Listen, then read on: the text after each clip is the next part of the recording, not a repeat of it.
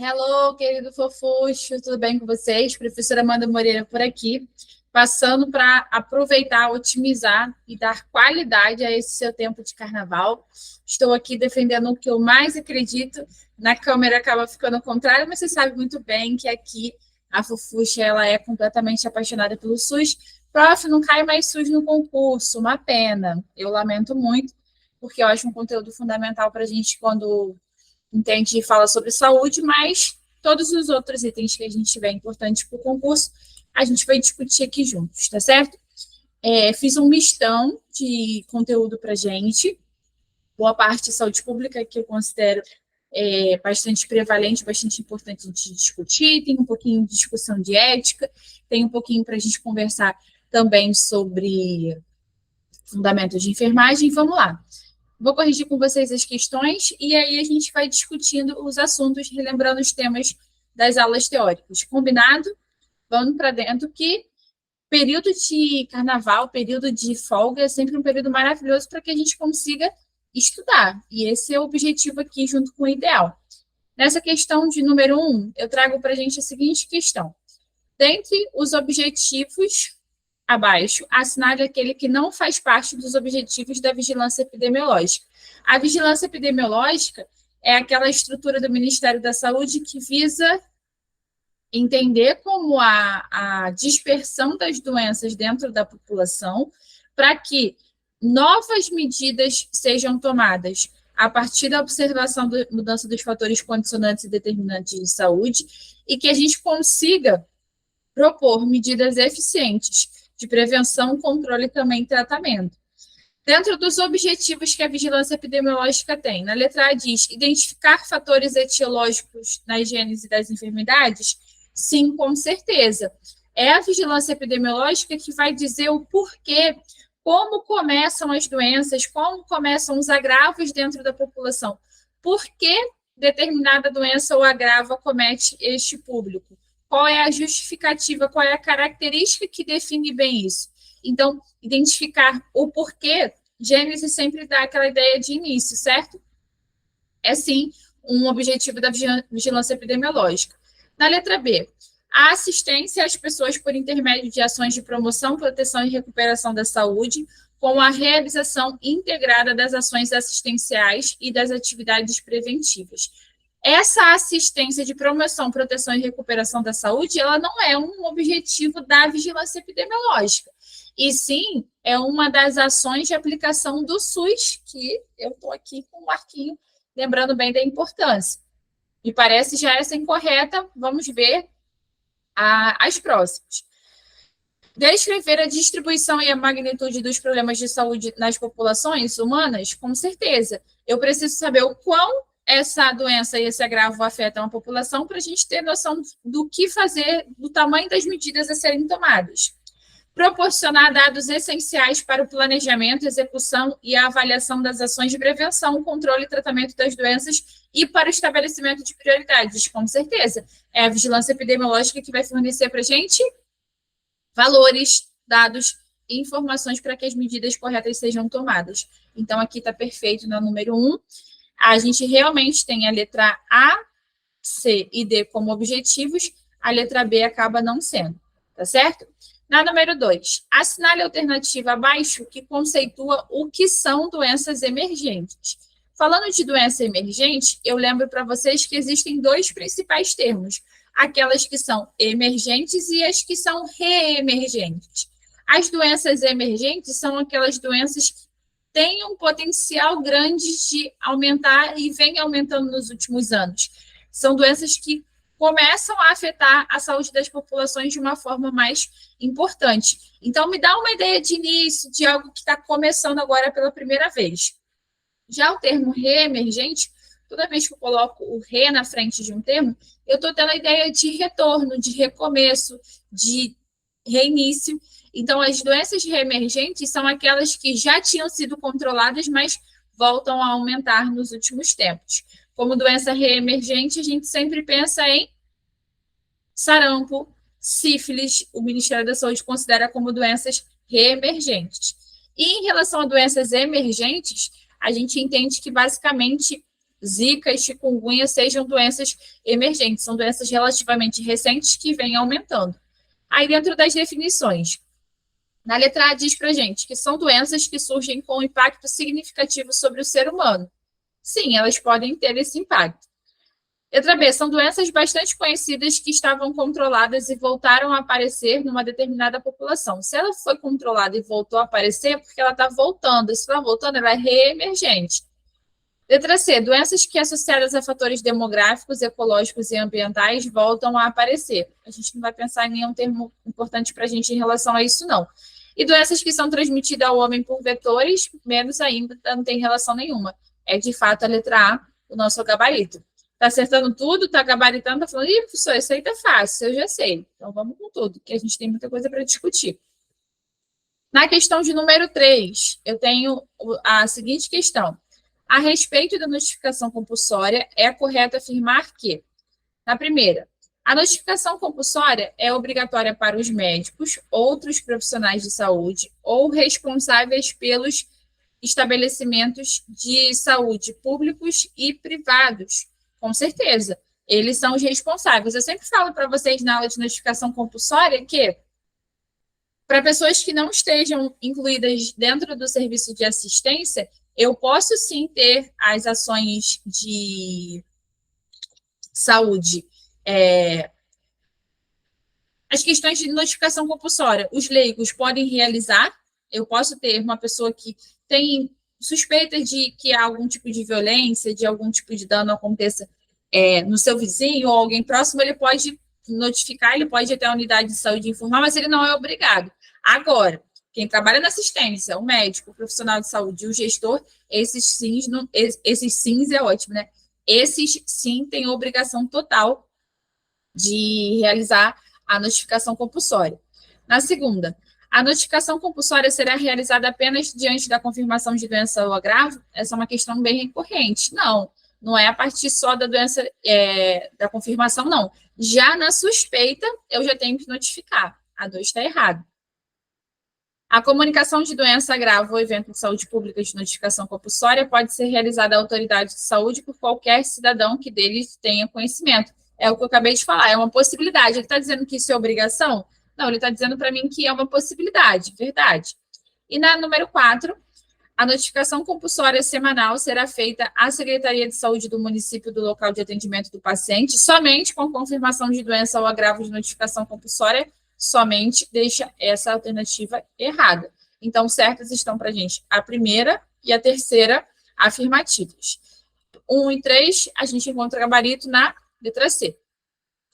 Agora, na número 4, a epidemiologia é o estudo da frequência e distribuição das doenças, agravos ou eventos relacionados à saúde da população, bem como seus determinantes e fatores que influenciam essa distribuição. Analise as afirmativas abaixo. Aí, esse arquinho é muito bacana, mas ele sempre me dá uma dor de cabeça, me dá um apertozinho nessa cabeçola bem grande. Mas vou ficar aqui por vocês, ficar bem bacana. Primeira assertiva diz para mim que a infectividade implica a capacidade do agente etiológico se alojar e multiplicar no organismo do hospedeiro, incluído a transmissão para um novo hospedeiro. Com certeza. O que a gente tem de ação dos micro-organismos? A gente tem 5 principais características, lembra? Primeiro, para o micro-organismo causar infecção, entrar no organismo humano, o que ele precisa? Invadir. Então, a primeira capacidade é a capacidade de entrada, que a gente chama de invasividade. Depois que ele entra, ele tem que se multiplicar e infectar as células. Essa questão de infectar e se multiplicando dentro das células, a gente chama de infectividade. Realmente fala sobre a multiplicação do micro-organismo dentro daquele que ele invadiu. Depois, eu tenho a capacidade desse micro-organismo, grande ou pequena, de causar propriamente sintomas, de afetar propriamente estruturas. A gente conversa bastante ao longo das doenças, de todo estudo de saúde pública, que normalmente os micro-organismos têm uma atração para determinadas células. A gente chama essa característica de tropismo. Então, a gente tem células que têm uma certa predileção por a gente tem micro-organismos que têm predileção por certas células. Por exemplo, fala para mim aí, o HDV, ele tem predileção por que tipo de célula? Você já me respondeu aí. Ele é hepatotrópico. HDV é quem? É o vírus da hepatite delta. Todos os vírus das hepatites virais são micro-organismos hepatotrópicos. Eles vão atacar prioritariamente quem? O fígado. E aí a gente vai ter toda aquela sintomatologia que a gente estuda. Então, quando eu falo de patogenicidade, eu estou falando da propriedade mesmo do micro-organismo causar doença. Existem micro-organismos que a gente vai ser exposto e nem vai causar doença, não vai causar nada. Outros, a doença pode ser bastante grave. Falando de gravidade, a Fufuxa já emenda na quarta característica, que é a capacidade que o micro-organismo apresenta de causar ou não casos graves e fatais. Esses casos graves e fatais, a gente chama a capacidade de virulência que o micro-organismo apresenta. E, por último estágio, a gente tem a possibilidade do micro-organismo produzir e estimular a criação de anticorpos, que a gente chama de poder imunogênico ou imunogenicidade. Beleza? Então, a gente fez uma boa lembrança. A primeira está certa, na segunda. Patogenicidade é a capacidade de produzir sinais e sintomas em hospedeiro suscetível, com certeza. Então, essa segunda já está certinha. O prof vai tomar uma água.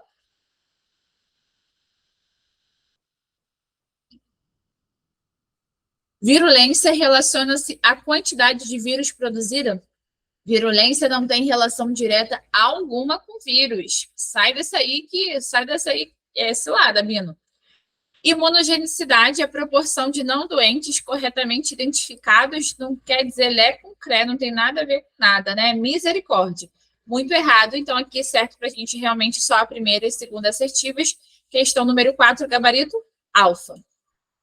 Número 5. São caracterizadas como doenças endêmicas, aquelas que, falando de endemia, a gente entra em outras 4 terminologias, não é isto? A gente tem a questão do surto, da epidemia, da pandemia e da endemia. Deixa a endemia para daqui a pouco. O surto, epidemia e pandemia representam para a gente a mesma coisa. Toda vez que eu falo de surto, epidemia e pandemia, eu estou falando do aumento do número de casos além do esperado dentro de um determinado tempo, numa região específica. O que vai mudar entre surto, epidemia e pandemia é o seu tamanho. Então, surto é aquele aumento localizado, geralmente em creche, quartel, numa UTI.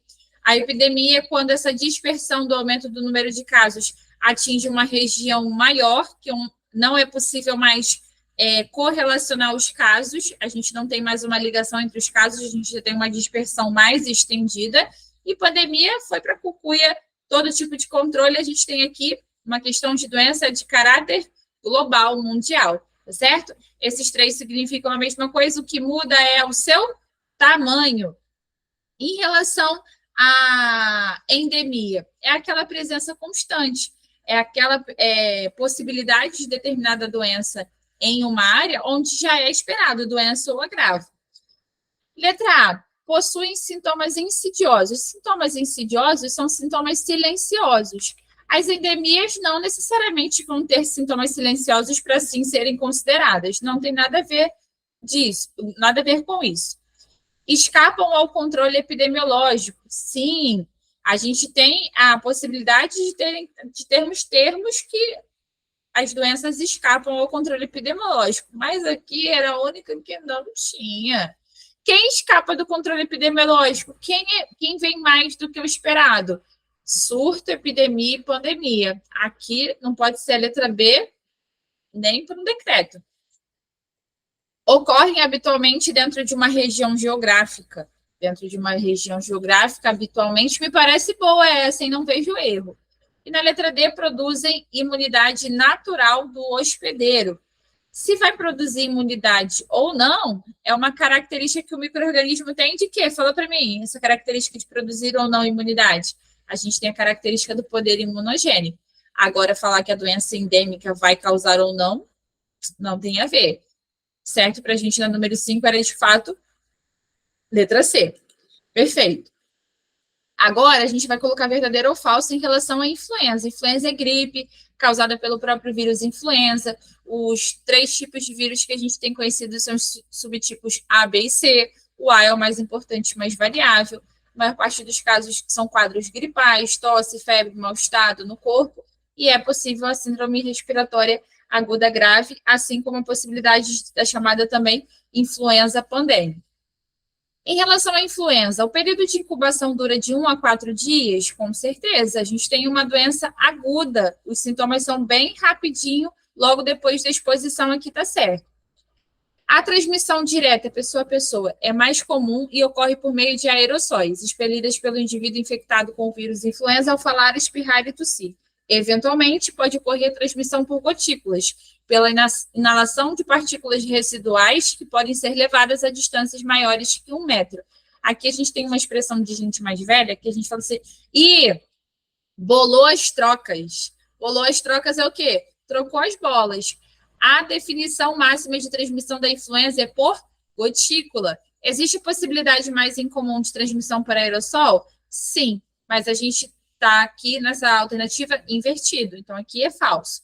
Terceira, as crianças comparadas aos adultos também excretam vírus mais precocemente, com maior carga viral e por longos períodos. Verdade, as crianças acabam sendo transmissoras por mais tempo da doença, muito porque a sua imunidade acaba sendo, por muitas vezes, mais vulnerável, uma imunidade mais frágil.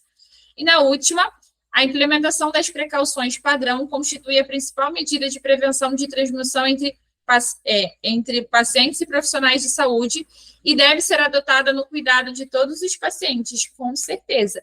Aqui, meu bem, se você fala que essa é falsa, eu vou te perguntar por quê, meu bem? Eu quero saber onde é que está o erro de falar que precaução padrão a gente usa para todos os pacientes. Ah, professora, eu marquei errado, porque para o paciente com influenza, a gente não usa precaução padrão, a gente usa precaução para gotícula, professora. Grava uma coisa nessa sua cabeçola, fofuxo. Precaução padrão está certo para sempre, em toda circunstância de assistência. Por quê? A precaução padrão, ela envolve as precauções específicas. Ela envolve o uso da máscara, ela envolve o uso do capote, ela envolve o uso de luva, sempre que houver determinado risco. O certo seria, toda vez que a gente tem lá numa questão, indique a precaução que a gente vai usar para a rubéola. O certo seria ter uma alternativa que estivesse escrito precaução padrão e precaução para gotícula.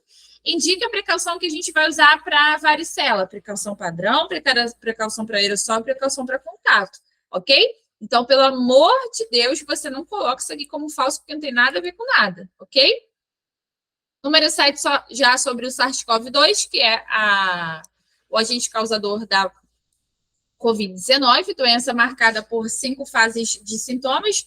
A gente tem os casos assintomáticos daqueles indivíduos que estão chuchu, beleza, só são identificados a partir de exame. Eu tenho os casos leves, que são os casos de indivíduos que têm febre, dor no corpo, mal-estar, tosse, coriza, mas sem gravidade. Eu tenho os casos moderados, onde o indivíduo já tem um quadro de pneumonia, mas sem complicação. A gente pode ter aqui, já nesse caso moderado, uma certa febre persistente, uma tosse que tinha controlado e volta. O caso grave, eu tenho um indivíduo com uma taquipneia importante, tem aquele parâmetro de criança, lembra? Criança menor de 1 ano, a gente vai considerar agora grave, se ele tiver uma frequência respiratória maior que 70, e crianças com menos de 1 ano, a gente vai considerar que é grave, menos de 1 ano, maior que 70, mais de 1 ano, maior que 50, certo? Esse é o parâmetro, menor que 1 ano, 70, maior que 1 ano, mais que 50. Ok. Aqui, a gente já tem um comprometimento importante, já é possível identificar aumento das enzimas hepáticas, comprometimento cardíaco renal, aqui já é uma circunstância grave de comprometimento sistêmico. O último caso da Covid-19 é o caso, infelizmente, crítico, onde a gente tem disfunção múltipla dos órgãos, um quadro de sepse, e a intervenção precisa ser extremamente imediata. Quando a gente fala principalmente dos casos leves de Covid-19, daquilo que é o mais comum dentro da população, a gente tem 2 características muito comuns, né, vistas desde lá de 2020, que é a perda da capacidade de sentir o gosto, né? Você acaba come, não sente o gosto de nada, e também a perda do olfato. Então, eu tenho uma alteração de paladar, a gente não consegue sentir bem o que está comendo, até gostos fortes, né? Eu já ouvi falar de gente que pegava até comida estragada, pegava comida que não gostava para provar e não sentia o sabor de nada. Quando a gente tem alteração de paladar, a gente tem uma alteração do radical geusia. Então, paladar, o geusia, G de gosto. Então, você tem uma ausência de paladar, ageusia. Você tem uma redução de paladar, hipogeusia. E no caso do olfato, quando eu tenho uma diminuição, hiposmia. Quando eu tenho uma ausência, anosmia. Ok? Aqui nessa situação, eu tenho, durante a pandemia da Covid-19, uma das alterações marcantes da infecção pelo SARS-CoV-2 foi a perda total do olfato, denominada tecnicamente como. Então, ele queria perda total, não era nem uma alteração. Digeusia é uma alteração do paladar, olfatosmia não existe, otorrineusia também não. Para a gente só poderia ser anosmia aqui na 7, letra B.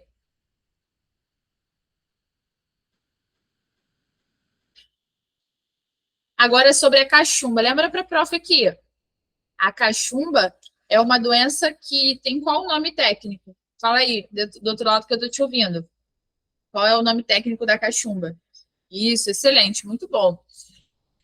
Ela é a parotidite infecciosa. Isso me lembra quais são as estruturas afetadas. Quais são as estruturas que a gente tem afetada na cachumba? Principalmente as glândulas salivares, no que a gente chama de parótidas. Por isso que o nome é parotidite. Quem causa a parotidite infecciosa? Fala aí do outro lado para mim. Excelente. O vírus chamado rubulavírus. Pode acontecer da cachumba acabar atingindo outras estruturas? Pode. Quais estruturas normalmente podem ser atingidas? Pâncreas, mamas, aparelho reprodutor feminino e aparelho reprodutor masculino naquelas sintomatologias que a gente chama de oforite. O que é oforite? Fala aí para mim. Isso, inflamação dos ovários. Orquiepididimite, quem é? Inflamação dos testículos e também do epidídimo. Todo mundo que tem cachumba vai ter essas complicações? Não, são situações raras. Perfeito? A cachumba é uma doença de distribuição específica ou universal? Universal. A gente não tem nenhuma característica particular de um determinado povo, de uma determinada faixa etária para contrair cachumba, como a gente tem outras doenças. Ela realmente é uma doença universal. De alta, pontinho, pontinho, e baixa, pontinho, pontinho. Aí a opção eu tenho morbidade, letalidade, letalidade e morbidade. Olha só, na cachumba, é bem provável que a pessoa que tem a doença, ela acabe evoluindo para óbito por ela. Se você ficasse nessa dúvida, se por acaso você não estivesse lembrando da aula, você teria que ter lembrado daquela listinha que a prof fala para caramba da quantidade que a gente tem de doenças que não são de notificação compulsória dentro do edital do IAGS. Lembra comigo, quais são as doenças que a gente não notifica no IAGS?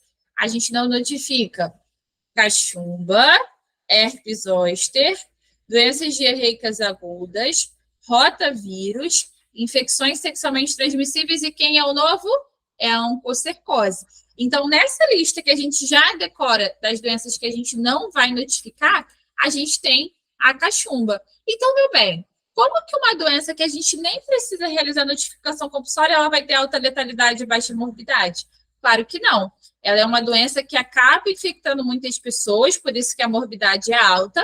Agora, dentro do grupo das pessoas que contraiu a doença, a chance de morte ela é baixa. A letalidade é baixa. Lembra sempre que quando a gente fala de letalidade, a gente está falando da chance de morte das pessoas que foram infectadas pela doença.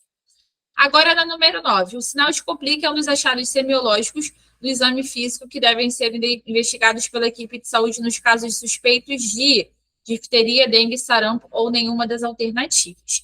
Olha só, o sinal de complique são aquelas manchas, os pequenos pontos brancos amarelados em região de mucosa. Que área de mucosa?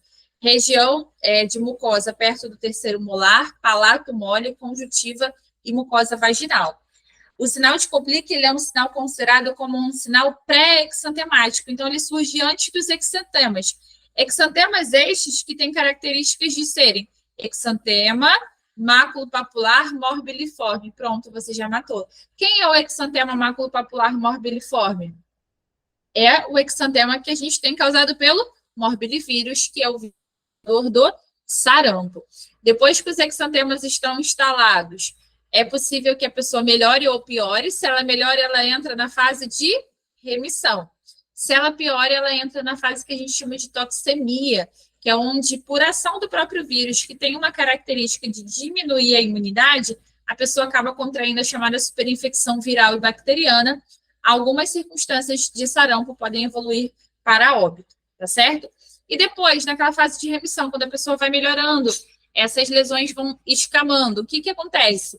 A gente passa a ter uma saída de um pozinho dessas secreções que a gente vai chamar de furfurácea. Então, lembra com a prof. Antes dos exantemas eu tenho sinal de Kuplik, depois eu tenho um período exantemático, exantema maculopapular morbidiforme, e por último a gente vai ter a descamação dessas lesões que a gente vai chamar de furfurácea. Lembra também que dentro do quadro de sarampo, os indivíduos costumam apresentar febre alta. É importante para diferenciar da rubéola, por exemplo, que é febre baixa. Rubéola é essa que vem na sequência na questão número 10. O que acontece em relação à rubéola?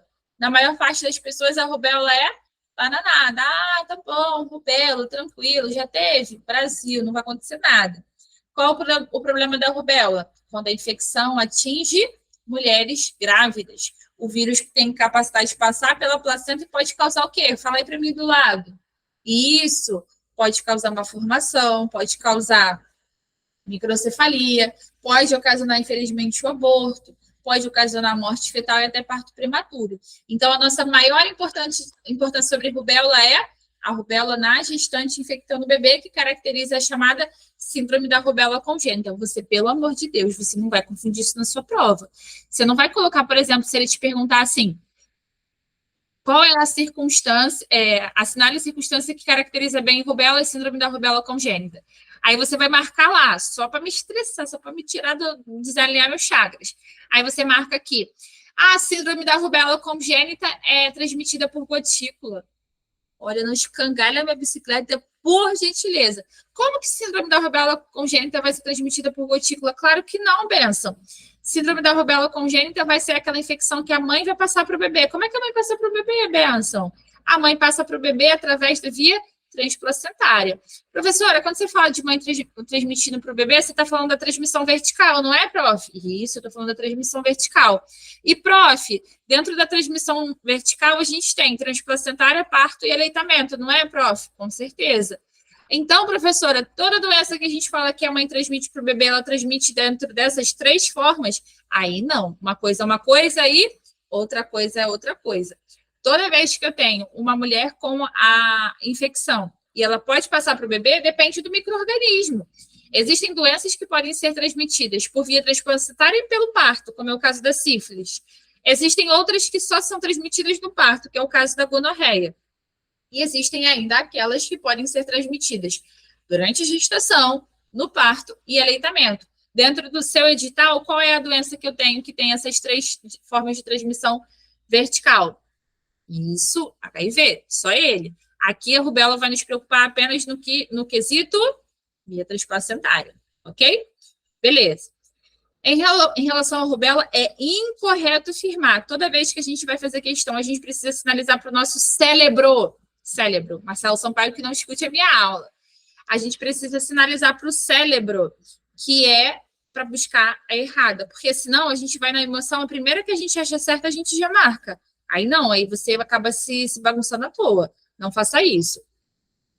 O grande grupo de risco para rubéola, no qual a doença pode ser um grave problema, são as gestantes. E isto em função dos danos que causa o feto em formação. Com certeza. A pessoa pode ter rubéola várias vezes na vida. Ai, professora, isso eu não lembro se pode ou não. Lê as outras, benção. Essa aqui você vai marcar por eliminação. A rubéola é uma doença infecciosa que se transmite da mesma forma que uma gripe? Com certeza. Que forma? Respiratória. Como assim respiratória? Gotícula. Os sintomas da rubéola aparecem sob forma de manchas vermelhas no rosto, que se espalham pelo corpo e coçam. Um pouco de catarro, gânglios doloridos atrás das orelhas, dores nas juntas das mãos e outras, com certeza. Aqui eu coloco essa questão sempre para os alunos, mas eu não gosto muito dessa escrita, não, porque nem parece técnico, né? Não tem termo técnico nenhum. Isso é verdade.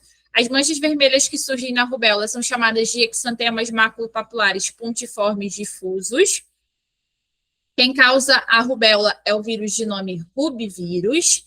E, geralmente, algumas pessoas apresentam até quadros assintomáticos, tem o vírus e não tem nem sintoma. Agora, pode ter várias vezes na vida? Não.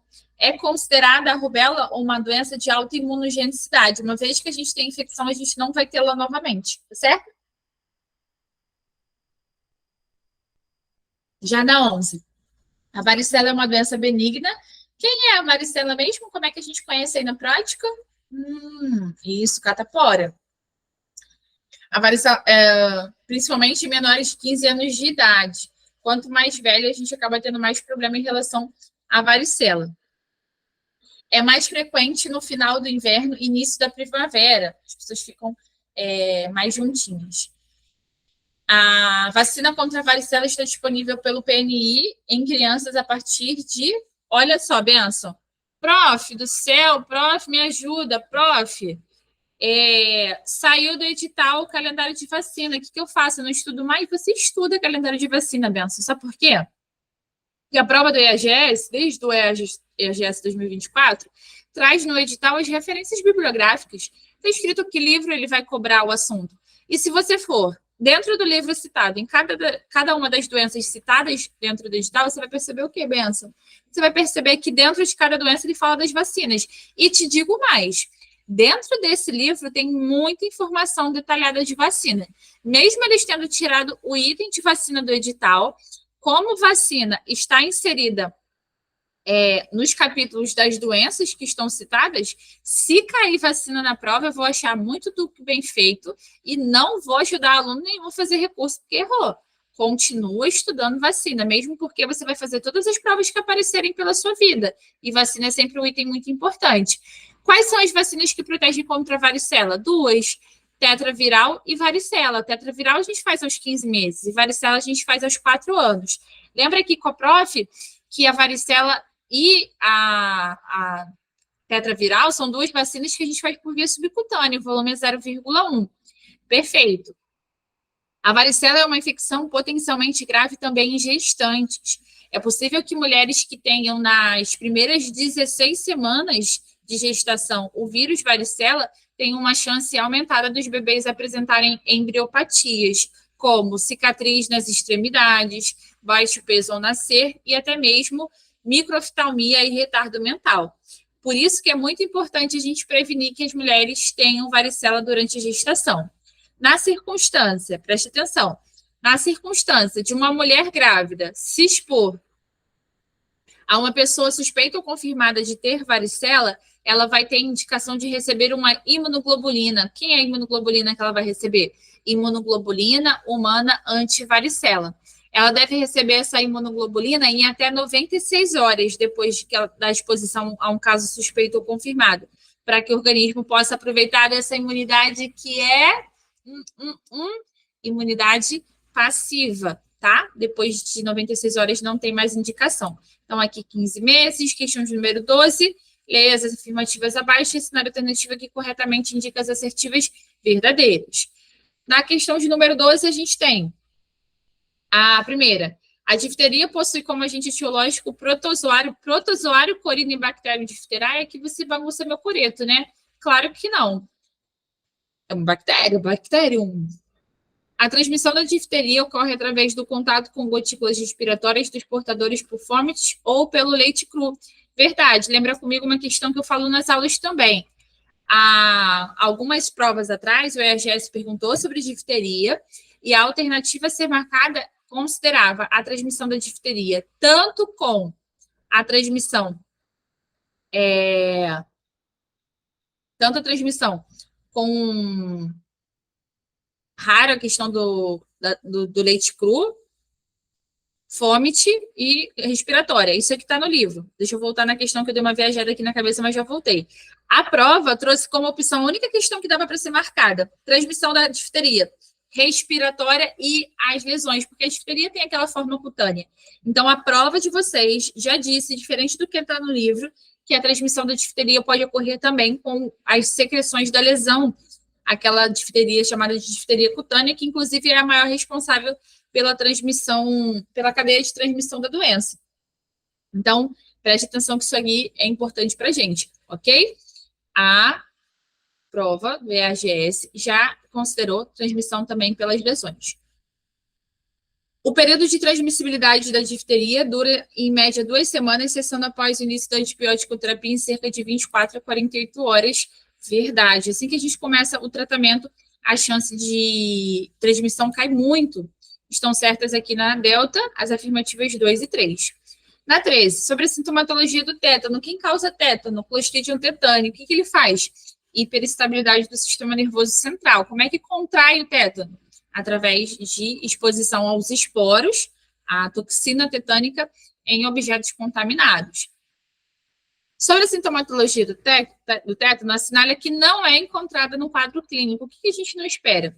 É possível encontrar hipertonia muscular mantida, localizada ou generalizada, ausência de febre ou febre baixa? É sim. Agora, febre muito alta, hiperpirexia, não. A gente normalmente tem o quê? Afebril ou um caso febril, febre baixinha. Febre alta a gente não tem. Hiperreflexia profunda. Você faz um estímulo, a pessoa faz uma resposta muito rápida, muito exagerada. O reflexo maior é possível, sim. Contraturas paroxísticas que se manifestam a estimulação do paciente, como estímulo sonoro, tátil, até mesmo de temperatura. É por isso que o paciente sempre fica em isolamento. Então, questão de número 13, bravo, é a resposta. Na 14, fala sobre cólera. Cólera é uma importante infecção do trato gastrointestinal. A gente não vai ter propriamente dito tratamento para a infecção pela salmonella tif, não, salmonella tif é febre tifoide. A gente não vai ter um tratamento específico para o Vibrio cholerae. A gente vai fazer mais uma questão de acompanhamento da diarreia com a avaliação se está desidratado ou não. A cólera não é uma infecção em transmissão de forma muito preponderante no Brasil, mas a gente precisa estudar porque ela é muito variável. Existe o risco de contaminação em casos leves, só um mal-estar, dor abdominal e diarreia, e existem aquelas perdas hídricas muito grandes, mais de 1 litro, mais de 2 litros de líquido por hora. A transmissão direta ocorre através da ingestão de água? Não, claro que não. Então, já elimina a letra A e a letra C. Pessoa a pessoa, sim, existe a possibilidade de transmissão direta. Mosquito, transmissão direta? Onde? Mosquito não é transmissão direta, mesmo. Mosquito é sempre transmissão indireta. E de forma indireta pela água e pelos alimentos, com certeza. Isso aqui estava dada, né? Era para não zerar. Agora, na 15, assinalar as colunas com o número 1 para sífilis, 2 para gonorreia, 3 para clamídia.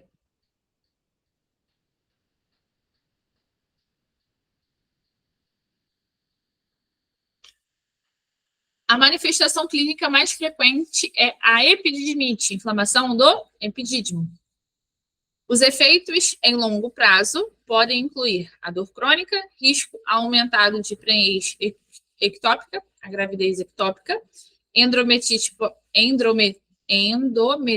pós-parto e infertilidade. É uma doença infecciosa aguda crônica causada pela espiroqueta treponema pallidum. As lesões primária e secundária podem ser altamente infecciosas. E a última doença causada por uma bactéria gram-negativa, Neisseria gonorrhoeae, pode ocorrer a infecção em neonatos em consequência do contato durante o nascimento. A gente vai ter como principal característica lá daquela dor prolongada e risco de gravidez fora do útero a questão da clamídia. A gente pode ter essas inflamações relacionadas à clamídia trachomatis. Perguntar quem causada pelo treponema pallidum chega a ser chato, né? Sífilis, todo mundo já sabe. E Neisseria gonorrhoeae, quem é Neisseria gonorrhoeae? Gonococo, né, gente? Gonorreia. 3, 1, 2 também para não zerar. Durante a capacitação sobre o fluxograma de sífilis, o enfermeiro responsável pela educação em saúde estava orientando sobre a investigação para diagnóstico de sífilis em mulheres. Sobre o teste de sífilis, a sinal alternativa é incorreta. A gente vai testar sífilis em situação de violência sexual? Com certeza. A gente vai indicar para uma puérpera, a mulher que já teve o bebê, que não teve teste de sífilis no pré-natal? Com toda certeza. Está indicada para gestante apenas no 3º trimestre, aqui eu tenho uma questão incorreta. Os 3 momentos para a mulher na gestação são: primeira consulta de pré-natal, início do 3º trimestre e momento do parto, no momento que vai para a maternidade, parto ou curetagem. A curetagem a gente faz de novo. Está indicado como em diagnóstico de mulheres está indicado, confundi todas as palavras aqui, né? Está indicado em mulheres com diagnóstico de abortamento espontâneo? Com certeza. Agora, sobre ética. A Lei 7498 é a lei do exercício profissional. A Lei 7498 ela é extremamente importante porque ela atualiza a regulamentação da profissão de enfermagem já existia antes dela, mas ela atualiza essa regulamentação e ela é bem complementada pelo decreto. Qual o número do decreto que tu tem que saber, Benção? Professor, eu tenho que saber, tem. Qual foi o decreto que trouxe mais informação e colocou essa lei em prática de verdade? O decreto 94406 de 87. Benção, se essa professora que, mesmo com essa testa imensa e memória de titica, lembra disso, você tem que lembrar também. Eu sinto muito, mas número de lei tem que saber. Dentre as atividades do técnico de enfermagem estão participar da programação da assistência de enfermagem. O técnico participa da programação de assistência? Sim, com certeza. Ele executa ações assistenciais de enfermagem, exceto as privativas do enfermeiro? Com certeza. Planejamento, organização, coordenação, execução e avaliação dos serviços da assistência de enfermagem. Toda essa atividade direta de planejamento e coordenação é do enfermeiro. Quando o técnico faz parte disso, ele participa em caráter auxiliar e sempre complementa. E prescrição da assistência de enfermagem também é privativa ao enfermeiro. 17, portanto, a gente só pode marcar a letra alfa. Alternativas 1 e 2 estão corretas. Agora, sobre o decreto que regulamenta a lei do exercício profissional, ao enfermeiro incumbe privativamente, exceto. Mesmo a nossa prova sendo uma prova de técnico, eu tenho que saber daquilo que é função privativa ou não do enfermeiro. A consulta de enfermagem é privativa do enfermeiro? Com toda certeza, ninguém mais vai fazer por ele. Prescrição de enfermagem é privativa do enfermeiro? Com certeza. Integração à equipe de saúde, só o enfermeiro integra a equipe de saúde? Já não faz sentido só eu formular a frase. Se a equipe de saúde engloba outras cadeiras, engloba outras áreas. Aqui fica a nossa alternativa de exceção. E cuidado direto de enfermagem a pacientes graves com risco de vida é sim privativo ao enfermeiro. O técnico de enfermagem pode fazer esse trabalho de assistência a pacientes graves, sempre auxiliando o enfermeiro. Na 19, o aprimoramento do comportamento ético do profissional passa pelo processo de construção de uma consciência individual e coletiva, pelo compromisso social e profissional, configurado pela responsabilidade no plano das relações de trabalho com reflexos no campo científico e político. De acordo com o Código de Ética, assinar a alternativa correta. O profissional tem direito a negar assistência de enfermagem em situação que se caracterize como urgência ou emergência? Não, a gente tem direito de suspender as atividades profissionais se houver risco, sempre estando respaldado, avisando ao empregador e ao porém, salvo situações de urgência e emergência. A gente nunca pode negar assistência numa urgência e emergência. A única circunstância que a gente tem amparo normativo para negar assistência em situação de emergência sejam aquelas circunstâncias que houver risco para a nossa própria segurança. É dever do profissional administrar medicamentos de acordo com a prescrição médica, mesmo sem conhecer a ação da droga. Se não faz, você não conhece, claro que não, benção. O profissional tem o direito de se recusar a executar prescrição medicamentosa e terapêutica, onde não conste a assinatura e o número do registro profissional, mesmo em situações de urgência e emergência. Na hora da parada cardíaca, você não vai pedir para o médico carimbar a folhinha e levar na farmácia, benção. Você vai fazer a prescrição que ele está fazendo a ordem verbal e depois ele prescreve. Em situação de urgência e emergência, é sim permitido a prescrição verbal. Só pode ser a última, as outras estavam completamente erradas. Vamos lá. Nos casos previstos em lei, o profissional deverá decidir de acordo com a sua consciência sobre a sua participação ou não no ato abortivo, com certeza. É proibido ao profissional de enfermagem participar de ato abortivo fora da legislação brasileira. Sendo esse procedimento de abortamento uma circunstância autorizada judicialmente, amparada legalmente, o profissional ele pode optar em não participar pelas suas crenças particulares, desde que não haja prejuízo na assistência. A gente precisa assegurar uma assistência segura a esta mulher, mesmo que a gente não concorde. Se todo mundo se recusar e você é responsável pelo paciente, você vai fazer mesmo que você não queira, ok? Conforme disposto no Código de Ética dos profissionais de enfermagem, resolução COFEN número 564 de 2017, no artigo 51, olha, artigo 51, você já sabe que o artigo 51 é o quê? Quando eu tenho do 1 ao 23, eu tenho os direitos, do 24 ao 60, eu tenho os deveres, e do 61 ao 102, eu tenho as proibições. Então, se ele está falando do artigo 51, eu já sei que é o quê? Dever. Ah, beleza, ele vai descrever, mas é só para que eu queria que você lembrasse disso aqui. O técnico de enfermagem em suas atividades laborais pode ser responsabilizado por imperícia, negligência ou imprudência por falta cometida de forma individual ou em equipe. Nesse contexto, imprudência consiste no descuido, desleixo, na falta de cuidado, deixando de observar os deveres durante o exercício profissional, ações capazes de determinar a responsabilidade por culpa, ignorância e incompetência para a prática dos atos de exercício profissional que exigem um conhecimento específico, prática de ação irrefletida ou precipitada, quando o profissional age com excesso de confiança, desprezando as regras básicas de cautela e as precauções necessárias. Falta de diligência, desatenção, desídia e falta de observação aos deveres que as circunstâncias exigem no exercício profissional. Olha só, sempre fica uma discussão muito grande entre negligência e imprudência. Na aula sobre isso eu dou bastante exemplo, explico bem o assunto para vocês, mas sempre que a gente tiver essa palavra ação precipitada, a gente está falando de uma ação imprudente. Quando eu tomo aquela decisão muito rápido, não penso na consequência, acho que vai ficar tudo bem, eu estou sendo imprudente. Na circunstância de negligência, a gente realiza a ação não fazendo propositalmente as etapas que a gente deveria fazer.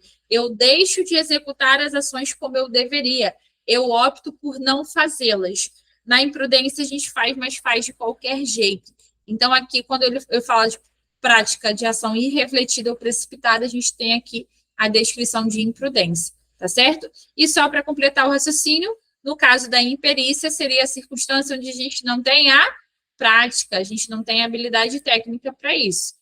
Ok. Passando agora para uma conversinha rápida sobre fundamentos de enfermagem. Na administração de medicamentos por via intramuscular, a via intramuscular é rápida ou lenta? Ela é mais rápida? Não. Ela é mais lenta? Também não. Ela ali é a segunda mais rápida, só perde para a via endovenosa. Utilizar a região de Rochester, quando o volume a ser administrado for maior que 8 ml. Nenhuma área a gente faz mais do que 8, né, Benção? Claro que não. Optar por locais que não tenham recebido injeções recentes, com ausência de lesões e ferimentos. Bonito esse. Administrar volumes maiores que 5 ml em 2 aplicações na região do deltoide direito. Só o deltoide direito que pode mais de 5, né? Claro que não. A maioria dos livros dá para a gente que o deltoide seria ali algo em torno de 2 ml. Injetar na região glútea quando o volume administrado for maior que 7 ml ao associar 2 medicamentos. Mesmo o livro que fala mais de volume, ele fala em 5, né? 7 a gente não tem nenhum valor.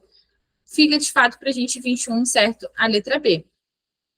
22. A administração de medicamentos por via intramuscular deve considerar diversos aspectos que precisam ser avaliados, como características do músculo e volume a ser administrado. Sobre os cuidados com este procedimento, é correto afirmar. Dentre os cuidados indicados, no momento da aplicação intramuscular, recomenda-se proceder à aspiração antes da administração do fármaco, para certificar-se de que não houve acometimento de vaso sanguíneo. Sempre que a gente estiver falando de administração de medicamento, a gente vai levar em consideração, sim, esse raciocínio de aspirar antes de administrar a via intramuscular, ok? Letra B. A área ventroglútea, por ser delimitada, colocando a palma da mão na parte lateral da coxa, o dedo médio estendendo-se até a região inguinal, aplicando o espaço em forma de V formado. A gente delimita com a palma da mão na região do acrômio. Um dedo vai em direção à crista ilíaca anterosuperior e outro em direção à fossa ilíaca. A gente não tem a espinha ilíaca anterosuperior e a crista ilíaca. A gente não tem essas marcações que ele falou aqui, não. A palma da mão é em região do acrômio. Não é para apoiar na parte lateral da coxa. A nossa mão fica na direção do acrômio, não. Acrômio é braço. Não, nada de acrômio. Esqueci que daqui a pouco eu lembro para vocês o nome. Trocânter, lembrei, graças a Deus, veio a memória. Trocânter, desculpa, acrome não, acrome é no braço, tô maluca, acrome. A gente coloca na região, a palma da mão é região do trocânter, tá? Não é na região, parte lateral da coxa, não. O músculo deltoide, por ser localizado no braço e tratar-se de um membro bastante utilizado e por isso um bom tamanho, é um dos músculos que comportam grandes volumes. Não é o menor deles, nada disso. Mais do que 2 não é legal. O músculo vasto-lateral da coxa, localizado na região anterolateral da coxa, não é recomendado em neonatos, por ser local menos desenvolvido nessa faixa etária, além de possuir importantes fases e nervos. Mentira, é o que a gente faz para criança até 2 anos. Fica realmente letra A como resposta. Na 23, selecione a alternativa correta em relação às vias de administração de fármacos e regiões correspondentes. A via enteral compreende a região do sistema digestório, especialmente as injeções e infusões. Injeção e infusão não é enteral, né? É parenteral. É aquilo que vai na veia. A via parenteral compreende região diferente do sistema digestório, especialmente infusões e injeções. Com certeza. A administração de fármaco na pele pode ser denominada como tópica. Com certeza. E cutânea também. É a administração em qual camada da pele? Essa tópica. Isso, muito bom, epiderme. A injeção intramuscular é uma via parenteral? É sim. Então, só o que está meio trocado, meio doido ali é a primeira, né? A segunda, a terceira e a quarta estão certinhas, então fica letra C. Questão de número 24. Avalie as afirmações sobre a administração de medicamento tópico por via ocular. O frasco conta-gotas deve ser individual. Sim, preferencialmente ele deve ser individual para a gente evitar contaminação cruzada. O conta-gotas deve ser encostado na mucosa ou na pele durante a aplicação. Não deve, não. Ele deve ficar a uma distância de mais ou menos 2 centímetros. Os olhos devem ser limpos antes da aplicação, a fim de se retirar crostas e secreções. Sim, e sempre lembrando que a limpeza dos olhos ocorre do meio interno para o externo. A gente sempre vai levar sujeira de dentro para fora e nunca de fora para dentro. O paciente deve ser posicionado em decúbito dorsal ou sentado com a cabeceira posicionada para cima. Sim, a gente vai pedir que ele fique nessa posição parado para que a gente tenha uma boa absorção. Sempre abrir os olhos antes de administrar o colírio e pedir para o paciente piscar. Se a gente vir que a gota saiu do olho, a gente tem que repetir o processo. A instilação da solução deve ser realizada com os olhos fechados, no canto dos olhos, e posteriormente o paciente deve piscar continuamente para que a solução se espalhe. Não, a gente faz com o olho aberto. Então fica 1, 3 e 4. 25. O papel da equipe de enfermagem no processo de administração de medicamentos é de grande relevância para a segurança e restabelecimento da saúde do cliente. Em relação às vias e métodos de administração de medicamentos, assinale a alternativa correta. Na aplicação auricular ou via otológica, deve-se puxar suavemente o pavilhão auricular para baixo e para trás em crianças. Em clientes adultos, para trás e para cima. Perfeito, já é essa. Vamos ver o erro das outras.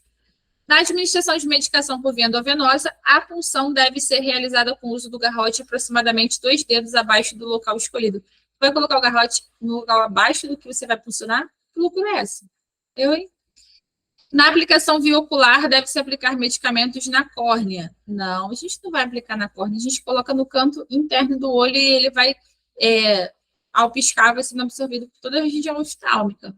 Na córnea, nada, vai enfiar lá na córnea. Os líquidos frios estimulam as papilas gustativas com maior intensidade, não são os quentes. Aqui está certo para a gente a letra A, realmente 25. 26. Sobre a administração de medicamentos por via subcutânea. Qual é o tecido que a gente faz a via subcutânea? A gente faz no tecido da hipoderme. Excelente. O objetivo da administração por esta via é promover uma absorção mais rápida. E por isso é muito utilizado em emergência. É rápido? Onde tem a gordura, tem pouco vaso, é rápido? Segundo passos, não deve ser ultrapassado o volume de 1 ml por esta via. Me parece boa essa aqui. O ângulo de 90 graus é indicado no uso de agulhas com calibre 25 por 7 ou 30 por 7, e o ângulo 45 é indicado no uso de agulhas com calibre 13 por 4,5. Está trocado. O padrão é a agulha 13 por 4,5 no ângulo de 90. Se eu utilizar a agulha maior, aí o ângulo vai para 45, só quem está certo é a letra A segunda assertiva, tá? Só a alternativa 2 está correta e a gente marca letra A. 27. A realização frequente do controle dos sinais vitais fornece subsídios para o diagnóstico, tratamento e acompanhamento do estado de saúde do paciente. As oscilações da população verificadas através do controle de pulso podem trazer informações significativas sobre o estado do paciente. Quanto a alterações do controle de pulso, a taquigemia refere-se a... Lembra daquela característica quando eu falo de sinais vitais? O mais correto é que a gente considere a avaliação de ritmo, de frequência e de amplitude. Ritmo é se é o mesmo intervalo de tempo entre as batidas, sim ou não. Se for arrítmico, se não é arrítmico. A frequência é a quantidade de batidas dentro de 1 minuto e a amplitude se ele é mais cheio ou mais fino. Quando tem um pulso mais fino, o mais certo seria chamar de filiforme. Agora, quando eu alinho a amplitude e a frequência, a gente tem 2 termos diferentes. Quando o pulso está mais lento e mais fino, eu tenho uma bradisfigmia. Quando o pulso está mais rápido e mais fino, a gente tem a taquisfigmia. Então, pulso fino e taquicárdico é taquisfigmia, que a gente encontra lá no processo de desidratação, não é isso? Paciente com diarreia, com desidratação, a gente já tem esse pulso de taquisfigmia.